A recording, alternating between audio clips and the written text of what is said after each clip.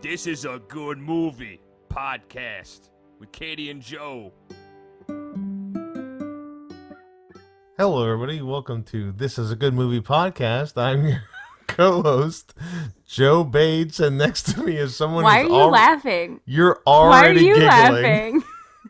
Already got the giggles. This one's gonna be a fun episode. I already feel that. We were with 2 bottles of wine and then watching this movie. We're starting the podcast off with giggles. I think it's gonna be good. Anyways, I'm your co-host Joe Bates, and next to me is Katie Hetledge, the other co-host. Yeah, the other co-host, the other sister. I think we could just say the other host. I don't think we need to say co-host. It's a mouthful. That is true. So I don't know the right thing to say, because if I call myself the host, well, there can only be one host. You would be my co-host. Because we're co-hosting.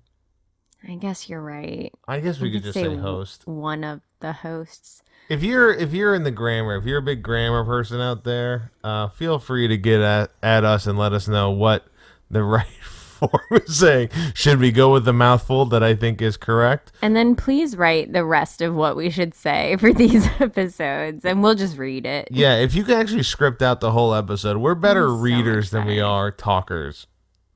Yeah. See? Case in point. Do you want to talk about Madam Web? Yeah, we have to update the people on Madam Web. Because I realized that last time we said we were going to see Madam Web, and now we have since seen it. It is. I mean, I left that. I go, God, my damn. Web. And people might say, why are you talking about Madam Web on a podcast that's titled This is a Good Movie Podcast? Madam Web has actually opened my eyes to your world a little bit. What? What does that mean? Matt, I knew because nothing. I see the future? I knew, well, yes, now. You got tacos.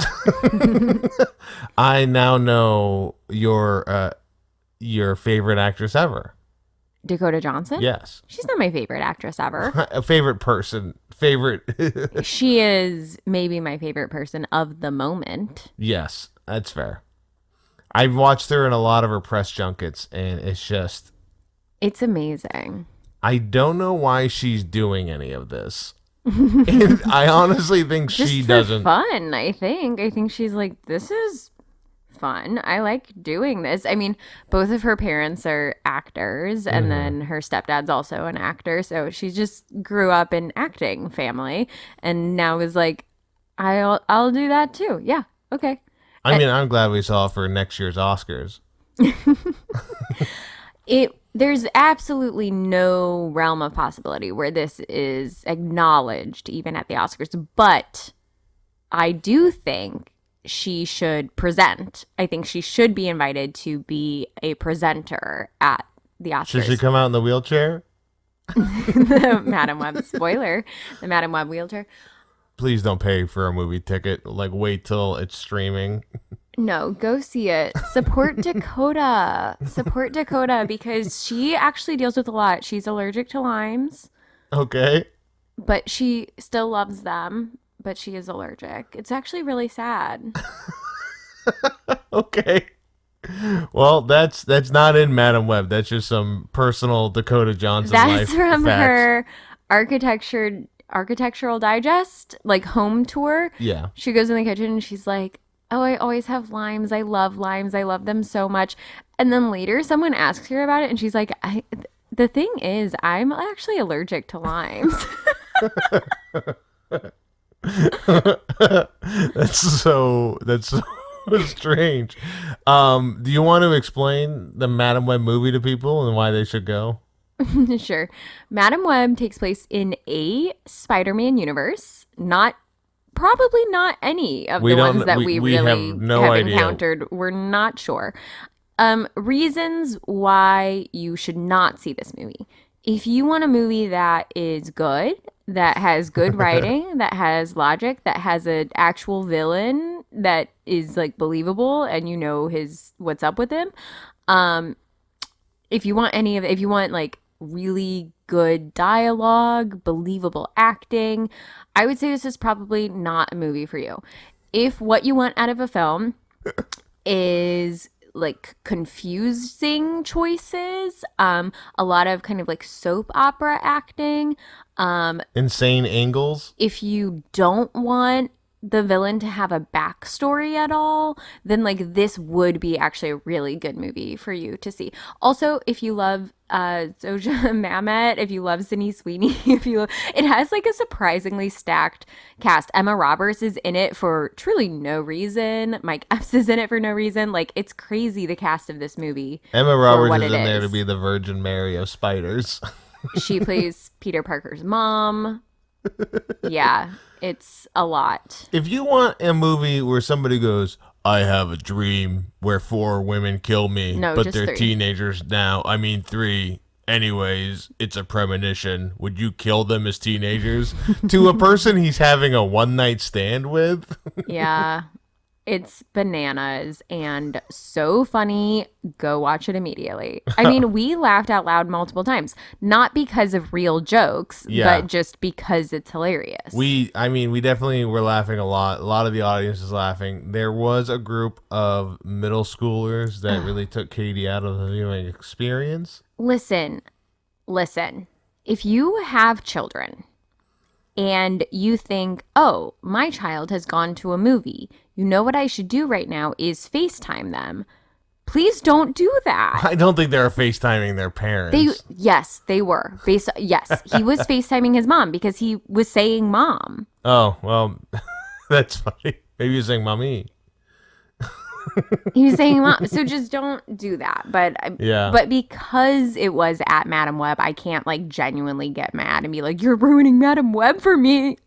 If I get into a movie theater and there's kids, I'm like, well, that's on me. I got unlucky and I picked the wrong one. I don't mind children. These were like teenagers. Yeah. I'm saying like I know they're going to be rambunctious. I'm going in assuming if there's like teenagers, well, it's just going to be a different experience. I guess. I just think that teenagers should still be quiet in movies because they should watch the movie or they shouldn't be there. I wasn't as a teenager. I was pretty loud and me and my friends were probably pretty rude to other people like us. That is so disrespectful to people who paid to go see a movie and are trying. You know what movies are? Movies are an escape from real life. And you know what makes it difficult to escape from real life? When teenagers are loudly talking and throwing popcorn everywhere. I was like, look at the mess that they have made for this very nice. We are not at an AMC. We are at like a family-owned mom and pop independent theater. Support your indie theaters. By Bill Cobble and Jill Hill. And I was like, man, that sucks. Someone's going to have to come up here and clean up all of this. Yeah. Now, at the end of the day, I'm not going to go like snitch on them, but I just was a little bit annoyed. She did get up. No, I didn't. She walked over them. She did punch a kid in the face. She said, respect Dakota's journey or leave the theater. And the crowd uproariously applauded. No. This also happened when we went to see Barbie at that same theater. Yeah. And it was a packed theater. Mm-hmm. Oh, that was awful. Barbenheimer. I don't think people like listening to me complain about teens in the movie theater. All right, well, as long as you're in your head at we started this episode with such like high energy, and I've really come down. Yeah, well, it happens, and that's again whose fault? The teenagers and the theater's fault. Yeah, they're impacting every aspect of your life. The youths. Yeah. So, see, Madam Web, is this a good movie? No, it's not. It's not. Okay, so we'll get to what we've been taught. The whole point of the podcast, the movie I made you watch. Yes.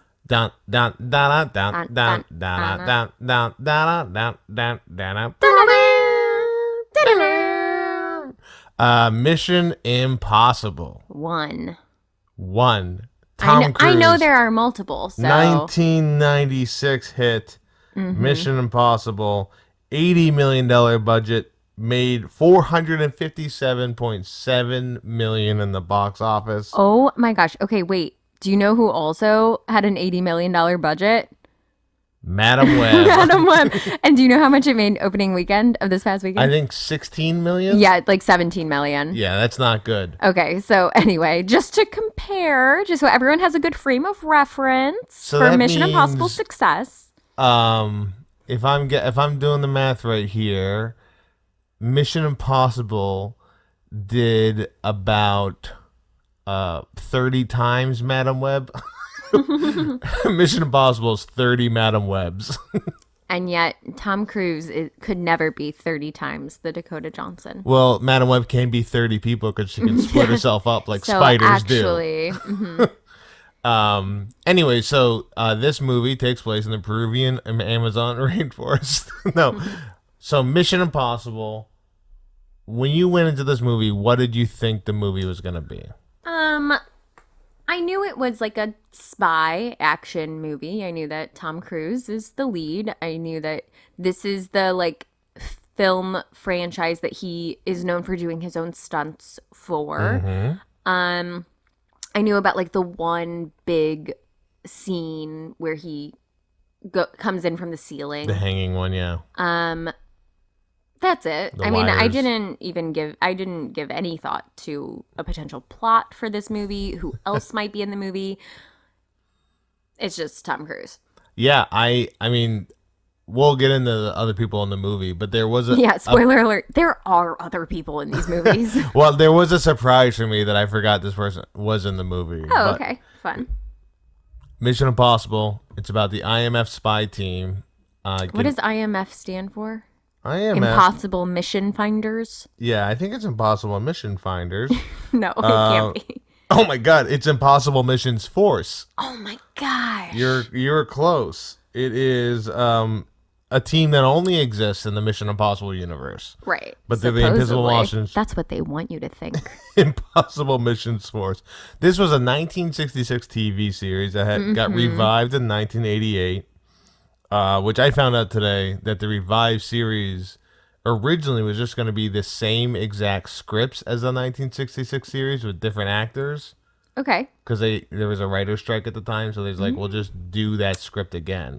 Interesting. But they ended up being able to write it. It still is like it's a continuation of that universe. Okay, so it's just other people in the IMF. Yep. Gotcha. So, well, this is going to get to a more interesting thing later on. Oh, gosh. So, 1966 TV series, revived 1988. This movie, 1996, 8 years after the revived TV series, that Tom Cruise loved it so much.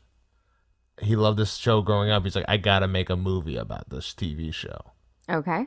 So, they do the movie. It's about an IMF spy team. A mission goes horribly wrong. Tom Cruise's Ethan Hunt's character gets blamed for the whole mission, so he has to go rogue. Yep. And figure out what actually happened. While the IMF is trying to figure out what's going on with him, and he's trying to figure out how the entire team died. Yes. And that's the movie, I think. Yeah, that's the movie. And the movie has a title card at the beginning that kind of shows you scenes later in the movie. Yeah, it has like a TV intro title sequence with like the theme songs playing, and it's showing clips from later in the movie. It's crazy. It's showing you the credits, like as if you are watching a TV show, and I for one found it jarring. It was jarring. I forgot about that. I want to be like, that's fun, such a great homage to like the TV series, but I will say, as someone who didn't know there was a TV series, I was like, what are we doing? That would be very confusing because it is trying to be like an ode to the show and everything. I was like, it's just a weird like 90s thing. I didn't get it. But then you told me there was a TV series and I was like, all right, that's fine. It lessens the quality of the movie by making it like a red tinted S. Like a scene later on like that. It makes it feel more TV, which is what it's trying to do, but also doesn't help. But the movie was a huge success. Totally. So we have the IMF team that is, let me get the cast here. I want to make sure I got that my right. very first note, because it opens and they are, just sort of Ukraine. You see the scene playing out in Ukraine, but how it's filmed, it looks as though it's filmed like a sitcom because they have a fake wall with a camera in it. So you really see the set as like one of those 3-walled sitcom sets. And so we're watching this play out and I'm just like, maybe this movie isn't what I thought it was. Maybe it just is I was like, watching a sitcom. And then my second question was, wait, is that Emilio Estevez? And so like I had no idea he was in this, and I get why I had no idea, but that was a fun surprise. I love him. Did you know that the big guy in the set talking to the crying dude?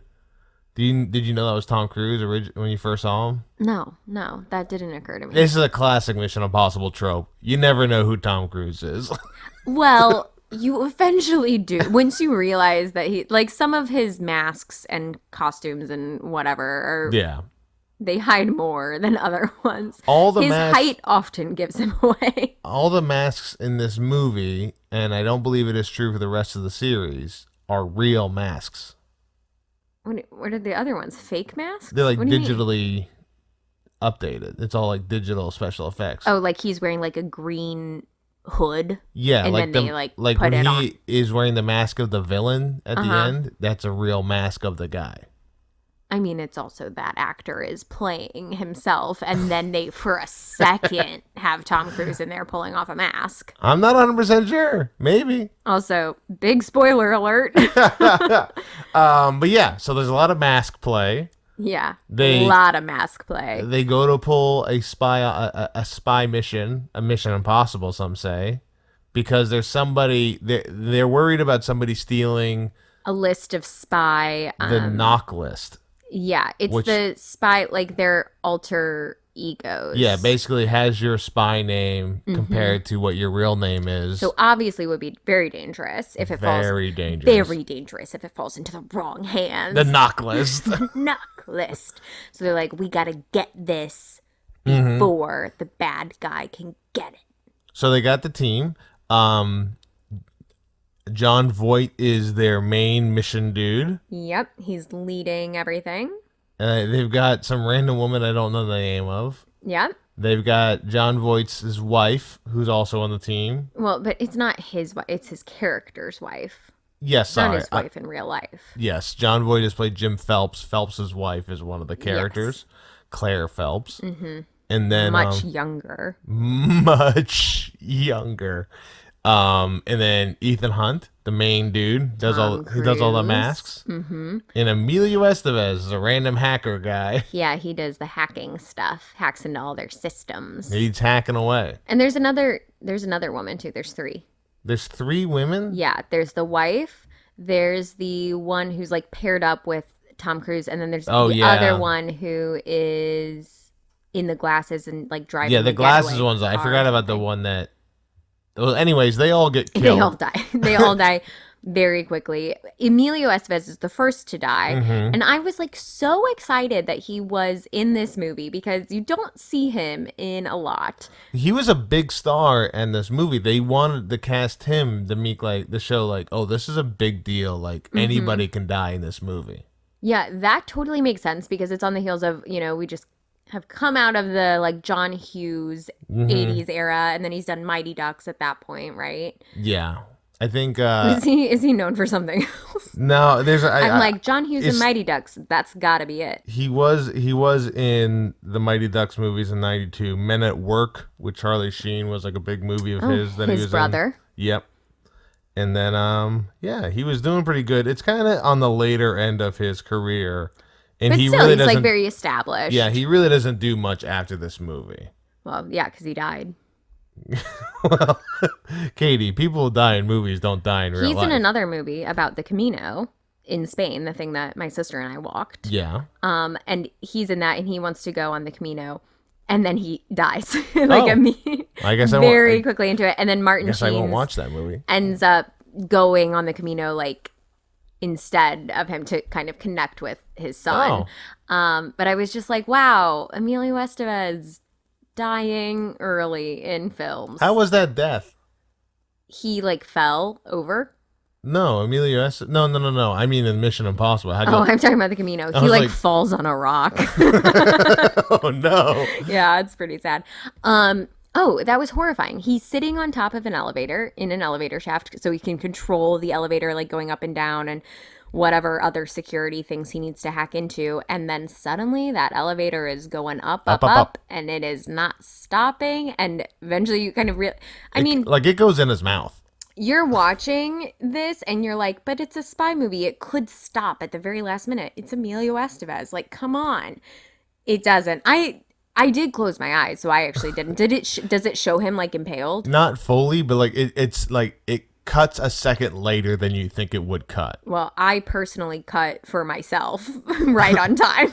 I do like that we've watched 2 movies back to back that I suggested, RoboCop and Mission Impossible. And unbeknownst to me, there's the same special effects guy for both movies. Really? And it is like you can see that kind of RoboCopness in that one scene specifically. Mm-hmm. That makes sense. And then everybody else kind of gets they all sort of die by like, they get stabbed or shot or car explodes. John Voight's way more normal spy deaths. John Voight's like abort. He gets shot in the stomach because you can see a big thing in the movie is like they show gadgets. Yeah. And every gadget is consistently brought back in, which I like. I like that it's not just a new gadget. It's like we have a gadget. How do we use these gadgets in different types of ways? Totally. So they've got like the glasses that actually have little cameras on them. Camera glasses. What else? Chewing gum, explosive chewing gum. Explosive chewing gum. That's a classic. Stop and go. Put them together. Run away. Yes, it's red and green, the chewing gum, for anyone who's not familiar. In my head, I had already said red and green. No, you can just go stop and go and run away. It's the new way to deal with being on fire. Stop and go and run away. All right, kids, if you catch yourself on fire, just stop, go, run away. What? These kids are catching themselves on fire? Yes, it's dangerous times. These are the IMF recruits. The spy kids end These up are the being actual the spy IMF. kids. They didn't have a fun house, so they have to catch themselves on fire to catch up to the level of I love these. Shark Boy and Lava Girl. Okay, so they get out, everybody dies, Ethan Hunt runs away, he calls into IMF, he's like, everybody's dead, I need out. He meets the IMF guy. At the aquarium restaurant. This is a restaurant that is mostly aquarium. Yeah, this was a big deal for the director and Tom Cruise. Like, it would look cool to do this. And then they filmed that scene. And then they tried it with the stuntmen, and like the director's like, it doesn't work. Like, it doesn't look cool. I thought it looked cool. And Tom Cruise is like, we're doing it again. So they had like all these. How do you do that a second time? You've already exploded all of the aquariums. Yeah, so they rebuilt it, and they did it again, and it looked cool. But there was like, it was really a chance that Tom Cruise could drown in that situation. Yes. Because that was real, tons of water that were above his head. Yeah, the whole thing is an aquarium. He's inside. He uses his stop, go, run away gum to explode it when he realizes that the IMF people think he is a mole working for the bad guys to get this knock list, and that he actually killed his whole team. And he's like, oh. Yeah, because there was a mission. This is not good. This was like a Russian doll mission. So their mission was a little mission inside the big mission to find the mole in their little mission. And Ethan Hunt was the only one that survived. So they go. So they're like, you gotta be the mole. Which. You gotta be. At the base level sounds logical. Totally. I didn't question it. But if everyone dies except you and you are the mole, you're not going to hang around. You're not going to go like meet up with the person afterwards. You're going to go mole. Yeah, you're going to go do whatever your mole You're going to burrow. You're going to burrow deep underground with that knock list. Yeah, and you're going to hug it and be like, this is a nice knock list. And then you take a little nap underground like a mole. Yeah, that's what Ethan Hunt should have done.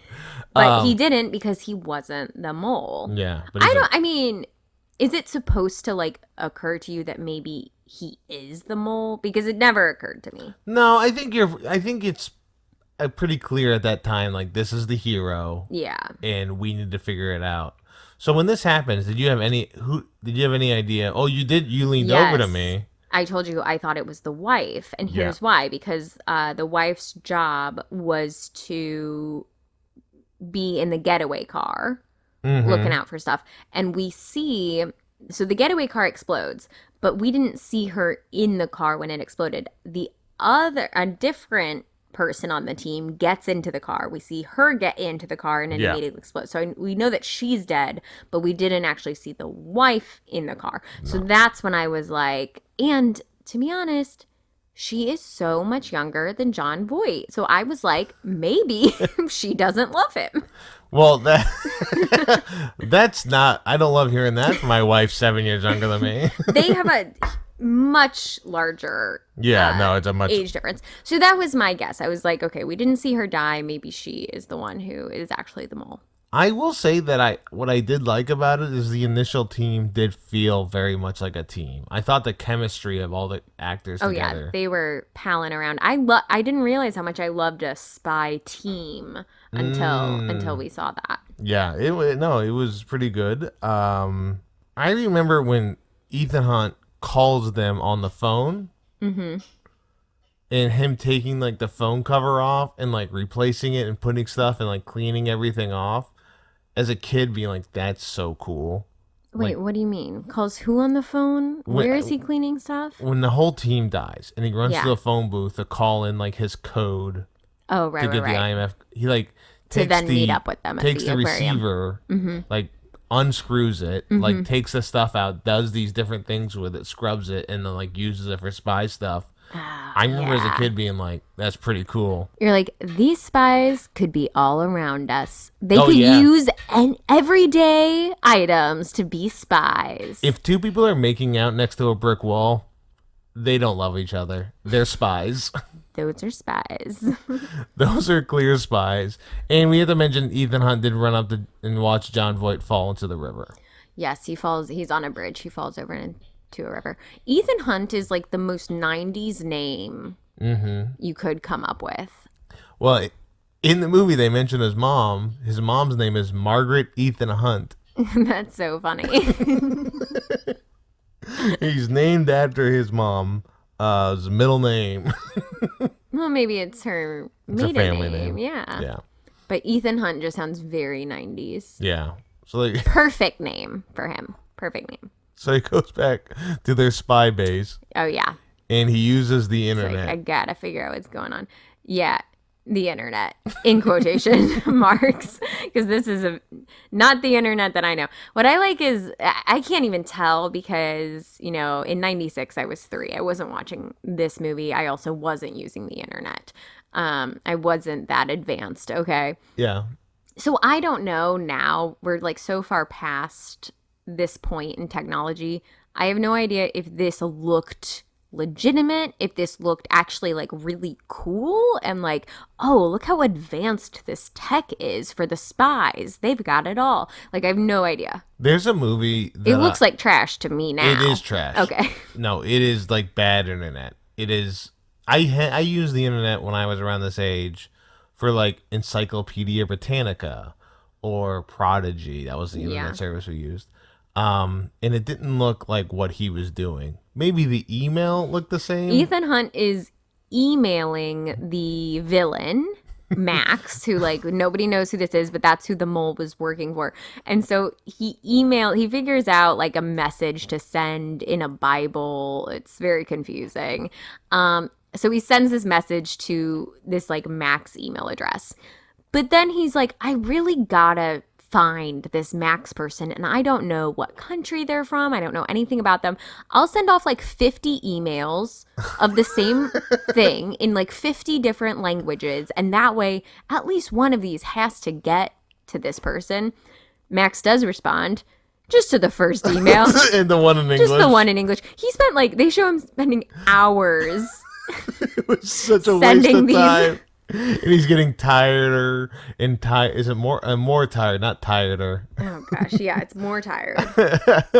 But it's insane. And then also, I think the email address is like always the same email address. He just writes it in that different language over and over again. They just won't be able to tell. They look down at their phone. They got 50 notifications, all from Ethan Hunt at EthanHunt.com or IMF. I don't know there. Yeah, he figures it out because he's been told this is Job 314 is what it's referred to. Yes. And he deduces because he glances and sees a Bible. Job 314. And that's how it all works. 314, also Pi Day. Yeah. And St. Louis Day. Job 3:14 just said I kicked your ass. He uses the Bible verse from that in the email. Yeah. Which, again, going back to everything he's done so far with the internet and this email stuff, is told, yeah, that's not how they write the emails. Yeah, he doesn't. I mean, he's a spy. You can't expect him to know normal things like email. He has no Emilio Estevez anymore. Yeah, Emilio was in charge of the email. Emilio. Think about it. Think about it. Email of Estevez. Email Estevez. That's what it's, I think, translated to. Yeah. Yeah, so, and then Claire shows up. The wife. She shows up, so that's even more suspicious. Mm-hmm. Katie is like, I've got to figure it out. This lady is bad news. Mm-hmm. I have a note here that I don't remember in the movie. It just says, look up technology of magnets that unscrew screws. You wanted to look this up, and I told you that I think this is just normal. How, like, if you have an electric drill and you can pull out a screw using it and it has a magnetic tip, and you were like, no, that's not possible. I don't think it... I think it's possible if the magnet is twisting, but if you just put the whole point of a screw is it's got threads that it holds. So if you just put a magnet under it, it's not going to just unscrew. Mm. So I don't really understand unless he's turning the magnet and it's so strong that it's... I just don't think it works that way. Maybe, hey, if you're a construction guy, if you're an engineer, I'm an engineer. If you're and you know more than I do, please tell me about the magnets that unscrew screws by themselves. Mm-hmm. When the wife shows up, I did write down, what if she has a mask on and it's actually Emilio? It's actually Ethan Hunt again. Yeah. And then I just wrote, I can't trust anyone, and a bunch of exclamation points. And then my next note was big ties. Because I think everyone in this, especially the IMF people, are wearing like the widest ties I've ever seen in my life. They're big wide huge. ties. They're like clown ties. Yeah. That's how you know it's a real 90s film. Width of ties. The width the of 2000s, ties. We barely had any ties. Mm-hmm. We were saving so much money on tie fabric. Yeah. So now he's like, I guess I have to trust this woman because she's alive. On my team. She's alive. She swears she would never kill her husband. Like, I trust that. So, like, I'll trust her. And then they have to put a little team together because they have to go. Their solution is they're going to go get the knock list out of Langley, and then they will give it to Max, and in exchange, Max will reveal who the mole is. Yes. So he goes to Max to tell her that's the plan. And she's like, cool, great. If you can do it, then great. They do get chased. They're almost found out, but they're not. They get away. They put together a little team. They had two more. So it's Ethan Hunt, Claire, and then their two teammates. Jean Reno. Yeah, I don't know their names. He from Godzilla fame with Matthew Broderick. The best Godzilla. Everyone. Is this the second time you've mentioned that this is the best Godzilla? Yeah, because it's like, no, not in the whole podcast or just this episode? No, this whole podcast. I think we've talked about the Matthew Broderick Godzilla being your Godzilla laying eggs, having babies. Matthew Broderick. It's a good one. The movie's insane. I just remember them running and then turning a corner, and then little Godzilla's like tripping over themselves as they turn a corner too. Yeah. And then Ving Rhames of Mars Attacks fame. Another great movie. Mm-hmm. And that's the team. Yeah, and then they do the like iconic Mission Impossible scene. Yeah, they go through the whole thing. They're like, there's 7 layers of security to get through this. We're going to go through the vents because there's only one thing of security through the vents. I wrote this down. They gotta stop making air vents the size of human men. As a society, we have to stop doing that because that is like, spies are using that all the time. That's what I know. I think my favorite part of this whole scene is, I may be incorrect, but I believe it is stated in the movie that the guy who is like the high level security person that is going through and like checking the ad knock list or the knock list inside. I keep thinking the word ad hoc. No. and Knocklist, so I keep mixing those up. Yeah, so this is the guy who, like, works at Langley. He is the one who's, like, going through looking at the Knocklist, and he's the one they have to get out of the room so that Ethan Hunt can go in and steal it. I think they mentioned he makes $62,000 a year. Yeah, I think you're right. That's crazy. What? Because it was a lot at the time or not a lot? That is not a lot for a guy who is like high level clearance security. You need to trust this guy. No, he works for the government. You pay him a ton of money, not $62K. Those government jobs don't pay as well as private sector. I mean, what is that guy's job too? He just goes in the room? He's security analyst guy. He just walks in the room, checks the list, goes, that seems to be going fine. No one seems to be stealing this. And then he gets poisoned. Claire poisons him in his coffee, and so he has to, that's how they get him to like leave the room, is so they can go in. He's not they poison him so money. that he has to go to the bathroom, and he's just like vomiting, and it's awful. He's gonna get fired. Yeah, he definitely gets fired after this because this poor guy.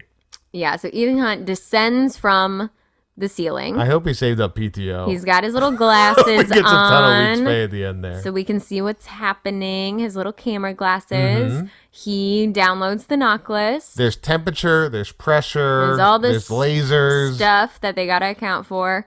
Now, he almost loses it. Yeah, because the humans aren't the only things that figured out the vents to get around at There's Langley. A rat. And I don't mean a mole, I mean an actual rat. They're mole hunting, and they never thought to look for rats. A rat is in the air vent of Langley. And Jean Reno, big tough guy, can't handle it. So he like freaks out. He almost drops Tom Cruise. Tom Cruise inches away from the ground. Plays it totally cool. It like on the big screen, that was like a crazy scene. Yeah, no, it's good. It's a good scene. And then next thing you know, rat's dead. I forgot. I didn't know it just shows a dead rat in the background. The rat is next to him and it's not moving. There's no blood, I should say, so it could be sleeping. He broke its neck. Yeah, it's awful. He killed that rat. I forgot that. He kills that. It just shows you like, yeah, he took care of the rat. We don't need to tell you. You know what happened. Yikes. Not good. So he does the classic spy downloading. Yeah, classic spy download. To a floppy disk. No, it's like a little like CD, one of those little ones. Yeah. That was like purple. The hard disk, a hard drive? Sure. Yeah. So what are this is like the iconic scene. Mm-hmm. This is your first time actually watching it. Mm-hmm. Were you all in on like the plan, the execution? You get your classic spy team. Would it work or? No, not would it work. Basically what I'm asking is like, how did you enjoy the scene? Thumbs up. This is a heist movie within the movie. Mm-hmm. And there's no problems. It all just goes according to plan. Yeah, because they are professionals. That's the problem with all the other people. They're not professionals. No, they're all molds.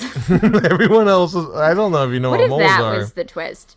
Well, IMF is all moles. You brought up you're bringing up twist, though. The big twist, John Voight Phelps is still alive. Still alive. So he contacts Tom Cruise.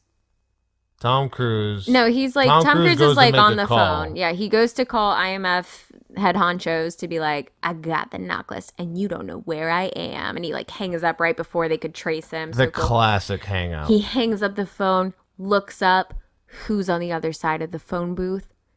John Voight, alive. Jim Phelps, alive. They go to have a little coffee. Mm-hmm. Chit chat. This is a weird part of the movie because he is talking to him and how he survived. Mm-hmm. And while they're talking, they're doing these like flash cuts. The night of the original mission. Where it seems very clear that Ethan Hunt figures it out. Yes. Yeah, to the point that then there's like a reveal later that John Voight is the mole. He's the bad guy. That's the big, twist. But I didn't realize that wasn't revealed yet. I thought like he arrived, they're having a conversation, and I thought it was like so obvious that he basically did all but say the words, I am the mole. Yeah. And I, like, it was so clear. But, like, Ethan, I think the thing what's happening is Ethan Hunt knows he's the mole, but they're talking like they're trying to figure out how the mole could have happened there. Yeah, I don't know. I'm still a little bit confused on whether Ethan Hunt actually did. No. Well, yes. Okay, he had to figure it out at some point because then of what he does later. But John Voight's plan is insane. Like, why go and talk to him? Yeah, I guess he's not a very good mole. No, his molding was to get wet, fall into the river. Yeah. So I guess he's like, all right, John Voight is still out here. They picked John Voight for this movie because they were like, no one would ever think he was the mole. John Voight. I mean, he's not a good guy. They said people will look at John Voight and they're gonna trust him. He's gonna be a trustworthy guy. Maybe they did in 1996, not today. Well, his character he plays in the movie is the only one from the original TV series. Oh, so okay. John Voight isn't from that TV series, but the character, everyone else is a new character, kind of. The plan was to originally have the original cast play all the people with Ethan Hunt and die. That would have been good. And they all said, no, we're not doing this movie just to be killed off. And then the guy who plays Jim Phelps is like, I am not doing this movie because my character would never be a bad guy. All right, fair enough. So the TV series people were all very adamant. They hated this movie. They hated this movie because their characters got killed. And they were like, the big thing about our TV show is everyone lived in the end. It was a mind thing, and we all solved the mind mission. Whereas this, it's just action and people getting killed. That's not how it works for the Mission Impossible crew. Well, that's how it works for the 1996 Mission Impossible crew. That is how it works for the Tom Cruise first produced movie that he started his production company, and this is the movie they built off of. I mean, he can really spot a success. I mean, he knows what he's doing. Yeah. So he started a production company with his agent, and they're like, Mission Impossible is what we got to do. Yeah, and the name of his production company, Scientology Productions. Cruise Wagner Productions. Of Scientology. Of Scientology. All right, before we get to the train scene, I do want to mention another item is a CD trick that Tom Cruise does in the movie where he has a CD and he keeps doing sleight of hand. Yeah, he keeps doing magic. Wonder if that's going to come back into play. He actually does that. Oh, he learned a little magic trick? Yeah. Good for him. He really does do all his own stunts. This guy's the real deal. Yeah. So they go through this whole process. I don't know anyone's plan on the train. Yeah. You have Max and her goons who are sitting on the train waiting for Ethan Hunt to give them the list. Yep. You've got Claire Phelps, who is part of that process. Yeah, technically on Tom Cruise's team. And John Voight's also there waiting to steal things from under their noses. We don't really know what he's doing, but he is on the train. And Ethan Hunt doing Ethan Hunt things. Yep. The plan doesn't make any sense, but it works out for everybody. John Voight's plan is to steal the list, jump off the train onto a helicopter. Yeah, the IMF is also there because they got wind of this exchange, right? And so they're like, all right, we just walk through the train car, and if anyone has out a computer, that means they're doing spy stuff. Yeah, exactly. They're like, if you see a computer, that's a spy. Oh, because Ving Rhames is on there to do signal jamming. Yeah, so he's signal jamming so that the knock list won't actually download, right? Yeah. And Jean Reno also has been working for John Voight this whole time. Yeah, double agent. Because Tom Cruise sees a knife and determines that knife is the same exact knife that killed one of his team members and the original knock list stealer. Really, when you delve deep into the plot of this movie, it does start to fall apart. Before we heard it, I was like, I don't know, I don't have that much to say because the plot seems like so straightforward, and now we're getting into it. I'm like, I don't know what happened. Maybe that's why I don't have anything to say. I'm so confused. There also was a part of this, a plan for this script that George Lucas told them to take out because it takes away from the what he said, the heart of Mission Impossible. Mm-hmm. Is that, and I think it's hinted at but never shown, there was supposed to be a love triangle between Jon Voight, Tom Cruise, and the actress that the wife. Yeah, the wife. I want to get her name because I've been calling her the wife. Claire. Emmanuel Barrett. Oh, that's the actress. Yeah, I don't think that was needed at all. Also, I don't know why, but when I know that there is like a franchise, like multiple films, I'm not invested in any of the relationships. Yeah. It's why like I kind of can't get into the Bond movies because he has a different relationship in every one, I say, having seen none of them. I will say the Daniel Craig movies is the only really change in that. Oh, he has an actual like person, repeating person. Yeah. I mean, Tom Cruise could have that as well in future movies. I just like when I know that there are going to be multiple storylines with this character, I accept that there probably isn't going to be like a single love interest. Well, this one isn't going to be a love interest because she goes to the back of the train to help with the stolen goods. Yeah, so she goes, sees Jon Voight, and is like, husband, let's do the crime. Only problem, it ain't her husband. It ain't Jon Voight. The mask comes off.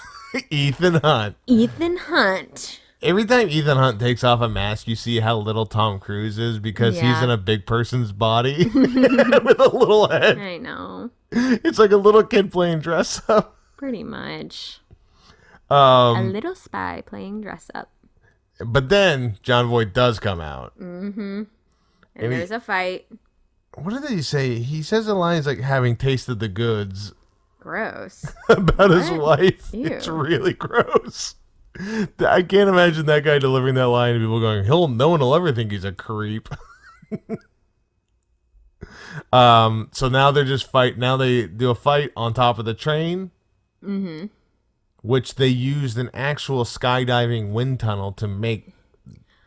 Yeah, the train scene was crazy. So they're on top of a train, and they have those little, like, handle things that they're using because there's so much wind. And you watch it, and you're like, oh, any other film where they get on top of a train and have, like, a fight scene or even just try and walk on top, you're like, there's no way that can happen. Unless this was an especially fast train. This was like a bullet train. Like a bullet train. So, and it was difficult to, like, actually get a train like that to, like, do their filming and everything. Yeah, so maybe all the other movies have slow trains, except for Bullet Train, the film, which I don't know if they ever get on top of that train. They probably do. I think they do. You can't have a train action movie and not get on top of the train. That's train movie number one. The kick-ass guy gets on top of the train at some point. Yeah.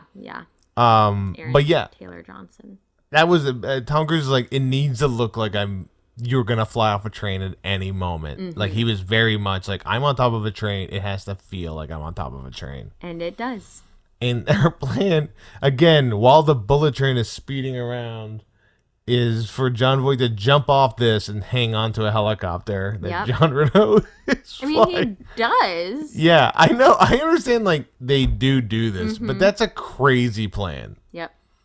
And then Tom Cruise, he latches the helicopter to the train, so they're stuck.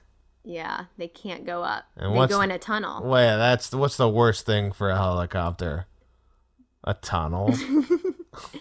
Classic foes, helicopters, and tunnels. How good at flying can you be to, like, not crash a helicopter for that long? I mean, I have never flown a helicopter, so I can't say for sure. I have 3 times. No, you haven't. You're afraid of them. Yeah. Why do you think I am? I can't fly through tunnels. My biggest fear. And Tom Cruise, and we've been waiting for this, and I'm so glad it happened. Chewing gum. Yep. Brings the chewing gum back out for a second time. Also, at some point in this scene, he does have the camera glasses on. Yes. To like catch that it is John Voight who is the bad guy, who is the mole. That's being sent to the IMF people. So those two gadgets really do get a lot of use out of this. I love that. I love that they've built what the gadgets do. They're like, these are the gadgets we have. What can we do with them? And they use it to the best of their ability. Yep. I don't think he has any more sticks of gum. No, he's definitely out. He's definitely out. You definitely don't want to be, while you're on the train, like pull the gum out and go, oh no. Oh God. That was a big part of the plan. They saved the day. Everything's good. John Voight, John Reno are dead. Yeah, they crash. Oh, Claire gets killed by her husband. Oh yeah, he like stabs her or something. I think he shoots her. Yeah, something. It's pretty bad. You may not know this. Ethan Hunt never shoots a gun the entire movie. Interesting. There's like 4 gunshots, and not one of them is from Ethan Hunt. That is not the case for any other Mission Impossible movie. Oh, okay. I didn't know if that was like a character. No, that is just for this movie. In the TV show Chuck, which I do think you would like, it's about spies. Okay. He refuses to shoot a gun in it. So eventually when they're like, well, I guess you need to be able to defend yourself in some way, they give him a trank dart gun. Oh, that's lame. Why is that lame? He doesn't want to kill people. Yeah, that's lame. Okay. He still gets to use a gun. No, he doesn't want to kill people. No, I know. He can't do much fighting, so. Yeah. But that's what you should snack if you're gonna watch this movie. Oh, we skipped right over that, and we didn't even tell people where to watch it either. Well, I'll fill it in now. Okay, I think we watched this on Paramount Plus. I have no idea. Yeah, we watched it on Paramount. We watched it on Paramount Plus. Okay. And what I would eat with this and watch with this movie, I was gonna eat or drink something for Mission Impossible.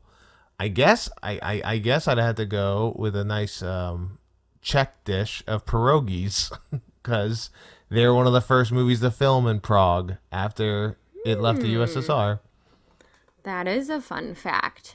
I would have dinner at an aquarium, and I would watch this on my phone. Yeah, I love this movie. I mean, I picked it because I remember this was like one of the first early action movies that I saw where I was like, this is cool. Yeah, it is cool. You definitely walk away from it being like, I should be a spy. That's got to be the coolest. That's how I felt after I watched Spy Kids. No, not Spy. Well, yes, Spy Kids, but also like Charlie's Angels. Oh, okay. Yeah, that makes sense. Not the most recent one, but the like Cameron Diaz, Drew Barrymore, Lucy Liu ones. That's what I feel. Great. Have you seen both of those? One and two? I have seen the one. I think I've seen kind of two. Whichever one with Crispin Glover's in, I've seen that. Anyways, I love this movie, and what I really like about it is all the practical effects in it. You do love practical effects. Well, it always makes a movie look nicer. It does. You're right. So, all right. Do you have a good, bad, normal take? Let's see. I mean, a good takeaway is that Tom Cruise, for better or worse, he really is a movie star. I mean, you watch this and you're like, he has it. He has the it factor.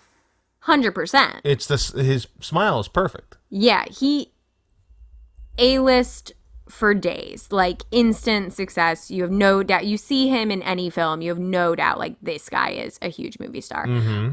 For all the other like weird stuff that you hear about him or that he's involved in, he's got charisma at the wall. He's got charisma. Everybody talks about him, and there was a scene in the movie that they had an issue trying to, like, I think it was trying to get the train, and Tom Cruise goes, "Relax, I got it." Had dinner with the people who own the train. And he goes, the next morning, comes in and goes, "We got the train."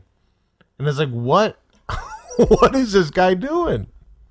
Yeah, I think he is probably very charming to strangers. I think it's how he gets all of those wives. That's how he gets all of those wives. People but then they realize that they don't want that. But bad takeaway is... Be a spy? No. Bad takeaway is invest in the mask business because boy oh boy, they're getting more use than you think. They're getting more use than you think. Yeah, no, I think that's definitely the takeaway from this. Oh, he said it's a bad takeaway. I don't know what the normal takeaway is. The normal takeaway is spies are cool. Normal takeaway, spies are cool. Similar takeaway, the Spy Kids. Yeah, well, I'm consistent. All right, there it is. Do you like the music? Maybe that could be your normal takeaway. I mean, I don't remember most of the music other than the theme song. Well, the theme song, they have a dance rendition. I think it's done by U2. Cool. And it won a Grammy. Wow. This movie got nominated for no Oscars, which I'm surprised on the visual effects, but it got nominated for 0 Oscars. Maybe it was a tough year. I think it won the Razzie for worst written film, over $100 million in box office. Yeah, I mean, I don't know. I'm not really paying attention to the writing in a movie like this. You're just having fun. Not the same as Madam Web, Who where I'm hanging on every word. Wait, that permanent, it's not a dream. I have it every day. That's a quote from Madam Web. Yep. Would you cast Wally in this movie? Yeah, of course. Wally could play all the fish in the aquarium simultaneously. A little Wally fish that could flop it on the ground? Yeah, he would break free and live his best life. He would jump into a river a la John Voight and live free forever. Okay. Who else could Wally play in this movie? Maybe Wally could play the rat. No, because the rat dies. Wally could. The problem is I don't want him to play anyone who dies. I guess Ving Rhames is your last hope here. Yeah, unless I cast him as Ethan Hunt. But again, I'm sorry, Wally, but you're no Tom Cruise. You've got no leading man so potential, sorry. Wally. All right. Cool. And so I'm gonna ask you. Mm-hmm. Katie Hetledge. Yeah. Is this a good movie? Yeah, I think so. Hell I definitely get why they made a bunch more. I mean, it's the longest running franchise maybe of all time. Really? Is that true? I mean, Did it's you been going confirm on that? for 28 years. What This about is before Iron Man. Yeah, but what about Star Wars? Well, that's a good point. But here's my counter argument. The TV show is 1966, which is before Star Wars. Okay. I So- guess it just depends on if we're talking film franchise or Yeah, total. no, that's a good point. I don't know. But Mission Impossible has been around longer than Star Wars, and they're still making movies about them. That's pretty cool. Yeah, pretty cool. Pretty cool. Yeah, so this is a good movie. One last note, the score was done by Danny Elfman. Oh, funny. Nightmare Before Christmas, Yeah. Mm-hmm. A bunch of other stuff that you can just name a movie Danny Elfman has worked on it. What? That's a crazy way to say that. Well, because I You could have had just it. looked up one more thing. You can't just say Danny Elfman, super famous Nightmare Before Christmas, and then that's it. Yeah, Nightmare Before Christmas, and that's all you need to know. Pee-wee's Big Adventure, Beetlejuice, Scrooged, Batman, which was the movie that I lost when I was trying to remember that movie. That's why I only said one thing. A lot of Tim Burton stuff. Yeah. And he's been around for. Danny Elfman's still working today, baby. Yeah, totally. He did Doctor Strange, Multiverse of Madness. Oh. He works with Sam Raimi a lot, so he did Spider-Man as well. Tim Burton, Sam Raimi. There you go. Two cool dudes. Nothing weird about him. Two super normal dudes. Well, folks, this is a good movie podcast. Thank you for listening. I appreciate your love and support, and I appreciate our editor, Cal Forbes, and the creator of our theme song, a little help from Austin Fry, and the designer of our logo, Carrie Pulley. If you'd like to follow the podcast on Instagram at TIAGMPod, this is a good movie pod, you can email us at tiagmpodcast@gmail.com. Let us know what you think. We'll read your letters on air, and rate us and subscribe on Spotify, iTunes, Apple Podcast, Amazon. However you listen to the podcast, we'll be there. YouTube as well. And yeah, That's Mission Impossible. Before we go, Katie, what are we doing next week? Next week, we're covering the Oscar-nominated films. Oh, shit. This is a good Oscar nomination podcast. Yep, just for that week only, before the actual Oscars. I would hope it's just that week. Well, in case they thought we were doing like a two-parter. Just the one. No, not about the... We'll probably mention the winners in the next episode after that. But yeah, we're just going to go through all the nominations. Yep, just the one, and then we'll be back on track with just some good movies. Hopefully. All right. Well, we'll talk to you later. We love you. Bye. We love you. Dun dun dun dun dun dun dun dun dun dun dun dun.